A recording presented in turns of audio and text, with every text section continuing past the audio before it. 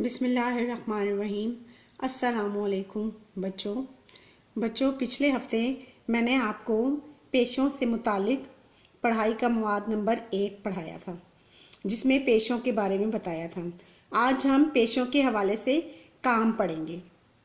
आपने इसी तरह जैसे मैं पढ़ा रही हूँ उसी तरह आपने पढ़ना है। ये आप उस्ताद देख रहे हैं, ये बच्चों को पढ़ाते हैं जैसे हम आपको पढ़ाते हैं।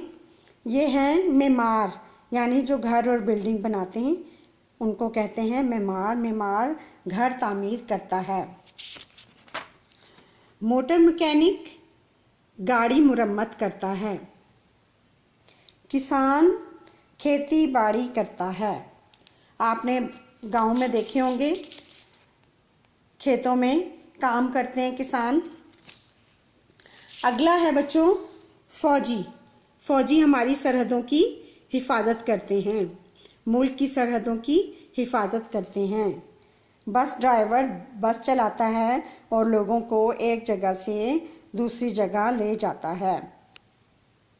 डॉक्टर मरीजों का इलाज करता है।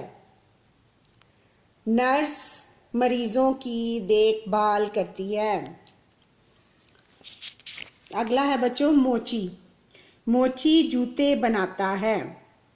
बच्चों, आपने मुख्तलिफ पेशे देखे आपने तस्वीरों में और उनके काम भी पढ़े आपने इसी तरह तस्वीरों को देखकर पेशे और उनके काम की पढ़ाई करनी है। अल्लाह हाफिज़।